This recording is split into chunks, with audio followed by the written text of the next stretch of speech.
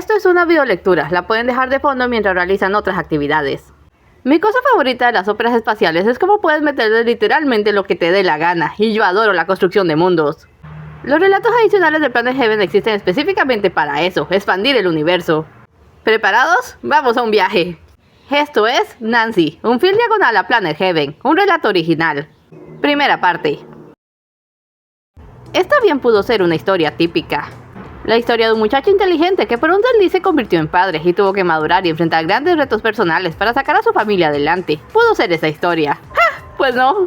Para empezar, llamar solo inteligente a Hans Lieberman era menospreciarlo. Él era un genio, había entrado a la universidad a los 16 y salió graduado en física y con una plaza reservada en un prestigioso laboratorio de investigación de partículas.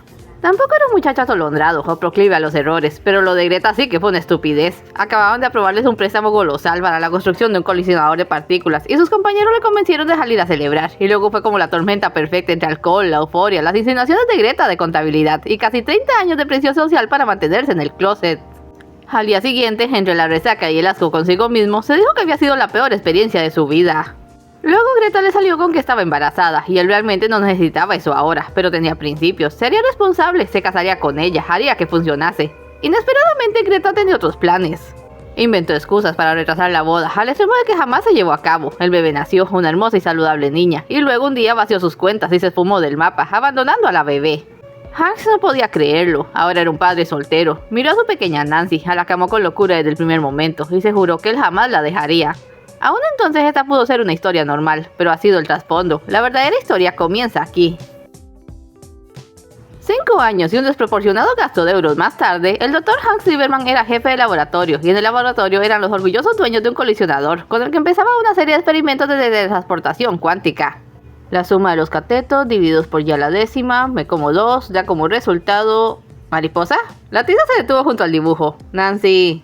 Había cumplido su juramento, y Nancy jamás estaba muy lejos de él. En la oficina tenía su espacio, y la llevaba hasta los simposios. Era una niñita vivaz y muy bien educada, pero los niños son niños sin importar las circunstancias. Te he dicho que no dibujes en mis pizarrones. Perdón, sin duda iba a hacerlo de nuevo. Hoy es un día muy especial, nena, ¿sabes por qué? ¡Es el día de Collie!, exclamó. El día de Collie. Colisionador era mucha palabra a los 5 años. Hoy encendemos la máquina y hacemos historia. ¿Compramos helado después? Esa es una excelente propuesta. Doctor Lieberman, se asomó un interno. Hola, señor Bear. Nancy conocía a todos en el edificio. Hola, Nancy. Doctor, acaba de llegar el maniquí. Estupendo. ¿Qué es un mono qué? Maniquí, amor. Es un muñeco muy grande. ¿Quieres verlo? Sí. Para el experimento, un maniquí de prueba sería colocado en una cámara especial del colisionador. Al encender la máquina, esta destruiría el maniquí y lo reconstruiría en otra cámara en la otra punta del edificio. ¡Voilá! El primer objeto complejo en ser teletransportado. Estaban fijando al muñeco de pie sobre una plataforma cuando llegaron. ¡Sí, es un muñeco grande! ¿Verdad? Ayudó a colocarlo y se cortó el dedo con alguna muesca en el muñeco. ¡Au! ¿En serio? ¿40 millones de euros y no podían darnos uno nuevo? El equipo está listo, doctor. Quiero hacer una última comprobación. Se puso una bandita en el dedo y fue a la sala de control. Sus compañeros en el proyecto saludaron afectuosamente a Nancy y luego todos se concentraron en los innumerables pantallas llenas de datos, mientras Nancy jugaba con sus muñecas en un rincón. ¡Estás aquí! Luego Collie hace ¡zoom! Y estás acá y puedes ir a todas partes. Mejor resumido imposible, rió alguien. Generadores en línea. Sistemas calibrados. La temperatura es estable. Las lecturas se mantienen.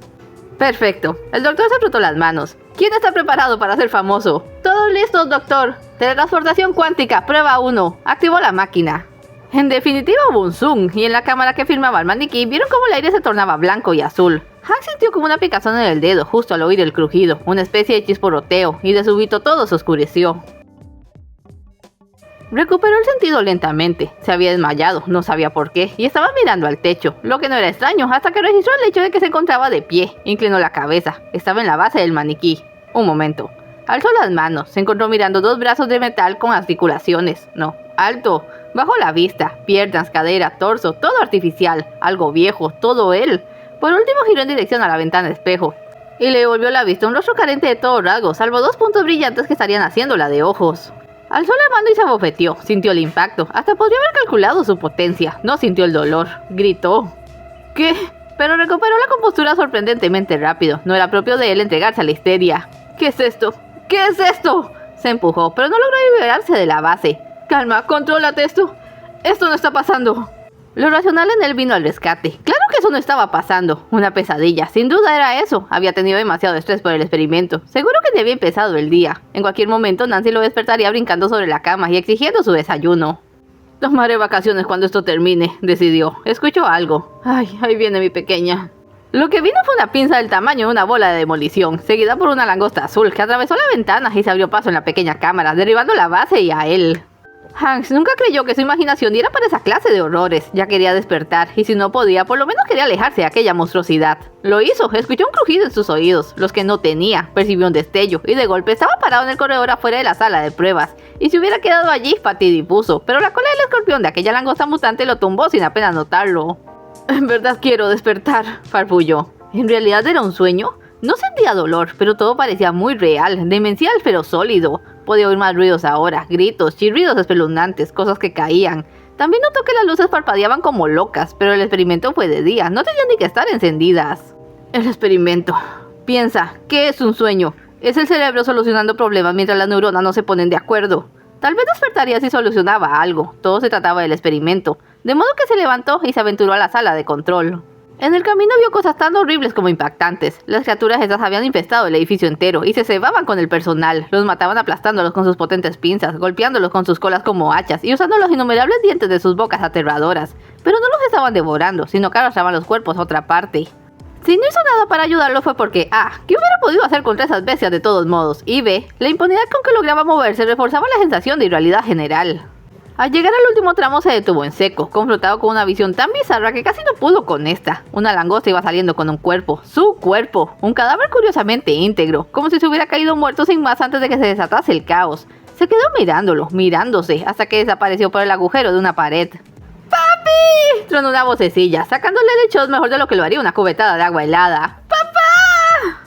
Ni siquiera en un sueño iba a permitir que algo le pasara a su hija. Se precipitó a la sala. Era un completo desastre. Había sangre y restos por doquier. El panel de control ardía y una langosta se encaramaba en un escritorio, debajo del que venían los aterrorizados gritos de Nancy. Tomó una silla y se la aventó a la langosta. Con otra le hizo caer, y en lo que se sacudía su aturdimiento y buscaba que lo estaba molestando, él se arrojó tras el escritorio. ¡Nancy! La niña lo vio y gritó más fuerte, lo que tenía sentido si se pensaba en lo que ella estaba viendo. ¡Papi, ayuda, papito! Nancy, soy yo, exclamó, profundamente herido. ¡Papá, ven! Casi sintieron el peso en el escritorio cuando la langosta trepó de nuevo. ¡Papá! Tuvo que agarrarla por la fuerza y salió corriendo con ella. Las langostas, que hasta entonces la habían ignorado como si fuera un mueble, comenzaron a seguirle entonces. Tuvo la horrible certeza de que no iban tras él, sino tras el trozo de vida que cargaba en brazos, y sus implicaciones se le atravesaron como esquilas de hielo. No, ahora no, concentración. Ya no estaba pensando en si aquello era un sueño o no, solo pensaba en poner a Nancy a salvo. En terreno abierto sin duda ya la habrían atrapado, los pasillos estrechos se convirtieron en una ventaja a su favor, y además conocía el edificio como la palma de su mano. Pero, ¿a dónde ir? Esas cosas eran indudablemente terrestres, los niveles inferiores debían estar completamente invadidos. Arriba entonces, al helipuerto. No les había visto nada parecido a las alas, y le dijeron que las clases de vuelo eran una pérdida de tiempo. ¡Ja! Cada vez eran más las langostas en pos suyo. Eso desbloqueó otro pensamiento funesto. Todos estaban muertos. De algún modo él, en ese cuerpo extraño, también estaba muerto. Su preciosa niña era la única sobreviviente. Una pesadilla, se repitió. Nancy lloraba. Es una pesadilla, pero no dejó de correr. También se dio cuenta de que el cansancio era otra sensación vedada por su nuevo estado, como el dolor, porque por más que se cuidara, él no hubiera podido soportar semejante carrera de obstáculos hasta el techo. Saltó los escalones de la última escalera de 2 en 2 y embistió la puerta para abrirla. Corrió la mitad del trecho y se detuvo, paralizado. El helicóptero parecía haber estallado de manera espontánea. Sus restos humeantes aún soltaban chispas, pero lo que de verdad le había conmocionado fue la vista del exterior. El edificio había estado emplazado en medio de la ciudad de Berlín, cerquita del centro, con suficiente espacio a sus alrededores para unos jardines. Pero parecía que el bloque principal del complejo, el que contenía el colisionador, hubiera sido arrancado de cuajo de su lugar y arrojado al infierno. Porque allí debían estar, un infierno azul eléctrico, un valle escarpado e infestado de langostas, un cielo cubierto de nubes que formaban espirales hipnóticas. No había cómo escapar. ¡Papito! No. Miró con furia a su alrededor. Las langostas les estaban rodeando. Tiene que haber una salida. ¡Tenemos que huir! Estrechó a su hija. Tenemos que ir lejos, muy lejos. Le pareció que Nancy se le erizaba el cabello, como si el aire se llenara de estática. Crujido. Destello. Cayó pesadamente. No estaría cansado, pero estaba profundamente aturdido. Nancy, que aún no entendía que ese muñeco ambulante era su padre, seguía llamándole. Se le escurrió de las manos y finalmente se quedó de cara al piso, llorando desconsoladamente. Nancy, Nancy, por favor. ¿Por qué no puedo despertarme? Se obligó a incorporarse. Al menos el escenario había mejorado sensiblemente. Parecía que estaban en un bosque muy tupido, verde abajo, verde arriba, mucho más amistoso que aquel mortal páramo azul. Apretó la hierba entre sus dedos metálicos. Estaba húmeda, pero lo supo porque veía las gotitas de rocío. Podía sentir el contacto de las cosas, pero no la temperatura o la textura. ¿Por qué? Se sentó. Por una vez en su caso omiso de Nancy examinó su nuevo cuerpo. No era solo un maniquí de tienda cualquiera. Tenía todas las articulaciones necesarias y una serie de parches. Sensores de presión, eso era. Se trataba de un maniquí como los que se usaban para probar accidentes de tráfico. Era resistente y debía tener una serie de pequeñas computadoras para el almacenamiento y procesamiento de datos. Hombre, en realidad sí podía valer para un experimento de 6 millones de euros. Durante su examen encontró una manchita oscura bajo el antebrazo y, como en un chispazo, recordó que se había cortado el dedo al manipular el maniquí en su base y aquel minúsculo detalle pareció funcionar como un amortiguador para su desesperada necesidad de una explicación racional. Hipotéticamente hablando, se dijo, digamos que esto no es un sueño. El experimento funcionó pero salió mal, catastróficamente mal. Transportó todo el laboratorio a otro planeta u otra dimensión y de algún modo mi conciencia se transfirió a este maniquí. Y creo que también tengo superpoderes. Eso último lo aducía porque parecía poder teletransportarse al mismo a voluntad, o al menos cuando la situación lo exigía. Entonces el experimento había tenido resultados completamente imprevisibles ¿Por qué? ¿Sabotaje? ¿Un fallo no detectado en el equipo? ¿Estaban mal los cálculos? ¡Claro que no! Se levantó, indignadísimo consigo mismo. Mis cálculos fueron perfectos, los revisé 1000 veces. Y aún lo hizo otra vez. Se repasó en voz alta una tonelada de cifras y fórmulas capaz de tumbar una convención de matemáticos. Ajeno al hecho de que estaba siendo observado y analizado a su vez por una multitud de mentes simples pero curiosas. ¿Papá? Se detuvo. Nancy le miraba. Claro, no conocía a otro adulto que hablase trigonometría avanzada. ¡Sí! Y él olvidó sus demás problemas en el acto. ¡Soy yo, amor! ¡Te juro que soy yo!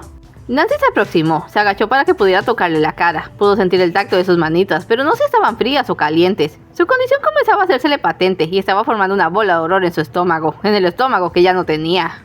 ¿Qué te pasó?, preguntó la niña. No lo sé, cariño. ¡Había monstruos! Sí, pero escapamos. Era más un deseo que una afirmación. Tenía mucho miedo.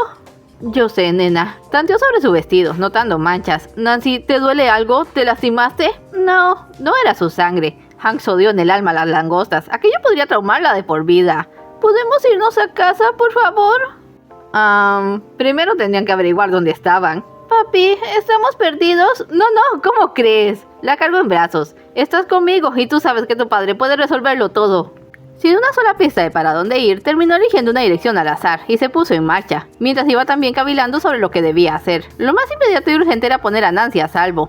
Debían encontrar a alguien que les ayudara, o al menos los recursos para que él pudiera cuidarla. La primera opción era la mejor para ella, pero le supondría verdaderos problemas. Solo había que verlo. ¿Qué iba a pensar la gente de él? Era un maniquí viviente. Bueno, no, el maniquí tenía componentes electrónicos, así que era más bien un robot rudimentario. Lo que estaba mejor, pero también mejoraba sus posibilidades de acabar en un laboratorio del gobierno. De científico a sujeto de experimentos, eso sí que sería una cruel ironía. Papi, tengo sed. ¿Cuánto tiempo ha pasado?, se preguntó. Nancy tosió y se encontró preguntándose cuáles eran los niveles de oxígeno del mundo de las langostas, qué gases tóxicos contendría. ¿Y si Nancy tenía algo malo? Agua, necesitas agua, por favor, agua. Fue como si el bosque le escuchara. La vegetación susurró en un diálogo íntimo y, rematando cualquier parte en el doctor que aún quisiera creer que le quedaban certezas en esta vida, los árboles se levantaron sobre sus raíces y se desplazaron, abriéndole un sendero directo hacia un riachuelo de aguas cristalinas. Gracias. No lo notó antes, ahora no podía dejar de ver los diminutos ojos en todas las plantas. Se acercó al riachuelo, dejó que Nancy bebiera y aprovechó para lavarle de polvo y escombros, cerciorándose de paso de que no tenía ningún moretón que anunciase lesiones internas. No pudiendo notar si tenía fiebre o escalofríos, tuvo que hacerle muchas preguntas y confiar en sus respuestas. Decía que estaba bien, pero muy cansada, solo quería irse a la cama. Que durmiera le serviría. Retrasaría el momento en que pidiese comida y quería retrasarlo lo más posible porque no tenía nada que darle. Le meció en sus brazos hasta que se quedó lánguida y tranquila. Entonces llegó el momento de hacer una locura. Disculpen, se dirigió a los árboles. Muchas gracias por guiarnos al agua. Yo no quisiera abusar demasiado, estamos de paso. ¿Hay algún camino que podamos tomar para encontrar a otras personas? Los árboles se mecieron, aunque no había viento. Es decir, humanos, civilización, gente como nosotros, que no sean plantas. Por un momento temió haber ofendido al bosque, que bajo había caído como hombre de ciencia. Los árboles susurraron y se agitaron, pero luego volvieron a moverse para formar un camino. Lo siguió tímidamente por casi una hora, tal vez más, hasta repentina e inesperadamente con una especie de calle rarísima. Parecía una pista de carreras de esas de niños, pero tamaño real, suspendida, vete a saber cómo, a unos 30 centímetros del suelo cubierto de pasto, como si la vegetación no estuviese dispuesta a compartir directamente de una pulgada de su territorio. Sí, exclamó, despertando a Nancy. Gracias, muchísimas gracias. Un camino artificial, por peculiar que fuera, era señal de civilización, y esta resultó estar muy cerca. Siguió con la vista el camino y vio a la distancia un montón de techos elegantes y un gran y lujoso edificio suspendido en un ángulo ligeramente torcido sobre una montaña. «Viene el autobús», masculló Nancy, adormilada aún. Volteó. Sí parecía un autobús, nada más que no tenía ruedas. Avanzó produciendo un bajísimo zumbido y se detuvo a su lado. Las puertas se abrieron. El conductor tenía la piel magenta, ojos enormes y antenitas. ¿Así o más cliché? «¿Suben?», preguntó con amabilidad. Ok, subimos. Y subieron. El autobús contenía otro par de personas magentas y una colección destellante de diversos alienígenas con un indiscutible aire de turistas. Hasta camisas floreadas vio. Y lo gracioso era que lo miraban como si el raro fuera él. Bueno, no era tan gracioso, pero estaba desbordado y aquel condenado día no se acababa. Encontró un asiento libre y lo ocupó con Nancy sobre las rodillas. Se sintió súbitamente agotado. Su vista se nubló y la cabeza se le fue de lado. «Nosotros venimos de Alemania», oyó decir a su hijita, a 1000 kilómetros de distancia. «¡Aseo!», respondió una vocecita infantil. «¿Cómo es el planeta Alemania? Alemania no es un planeta, es un país. ¿Pero en qué planeta está? En la Tierra, ¿no?» Nancy comenzó a volver. «¿Pero cuál tierra? Las últimas vacaciones fuimos a Tierra Minnow por la tregua y antes fuimos a Tierra Glace. Esa está toda congelada. Merma vomitó en el tren». Reaccionó con un sobresalto, como cuando sueñas que te caes. Nancy seguía sobre sus rodillas y hablaba con un niño del asiento de enfrente. Era pequeño, pero tenía un aspecto general indescifrable, como salido de una pintura abstracta. «Nancy, ¿con quién hablas?» «Gersme, es mi nuevo amigo». Nancy era demasiado sociable. «Rayogu», dijo Gersme. Debía ser un saludo. Otra criaturilla pictórica se asomó. «Ella es Merma». «Mucho gusto», atinó a decir. «Dígame, ¿de qué planeta son ustedes?» «Venimos de Organ». «Somos organitas», dijo Merma, con el mismo tono que empleaba Nancy para dar el número de teléfono que le habían hecho memorizar en caso de extraviarse. «Merkine que mamarala». «Gre, Merma», rió Gersme. «La Grea no habla terrano».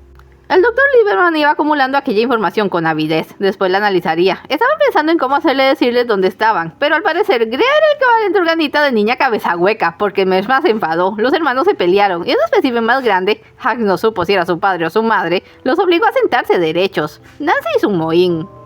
«Tengo hambre», dijo un momento después. Sacó un paquete de galletas del bolsillo de su vestido. «No te las comas todas», le indicó, cayendo en la cuenta de que él no sentía nada de hambre, pero debía pensar en cómo conseguir comida. El transporte se detuvo poco después. Le preocupó que le cobrasen el peaje, pero todos bajaron sin más. Estaban frente al gran edificio y una alienígena magenta les hacía señas. «¡Por aquí! ¡Bienvenidos al resort turístico de Balarui!». ¡Un resort! Eso sí le hizo gracia. Justo había pensado en tomar vacaciones. Bajó Nancy y la tomó de la mano. Se pusieron cautelosamente cerca de la familia Organita. «Pasen para registrarse. Las reservas en el mostrador verde. No olviden sus códex, por favor». De bolsillos y maletas salieron tarjetas, parecían identificaciones, y le asaltó el temor de lo que podía pasarle por no tener una. Luego ya no le preocupó nada en lo más mínimo, estaba demasiado cansado y se dejó caer de rodillas. «¿Papi?». Una niña bonita le hablaba, no pudo reconocerla. «¿Qué tienes?». No pudo responder, se dejó ir. «¡Papá! ¡Papá!». Es todo por hoy, no se vayan sin dejar un like y un comentario, y nos vemos en la siguiente parte.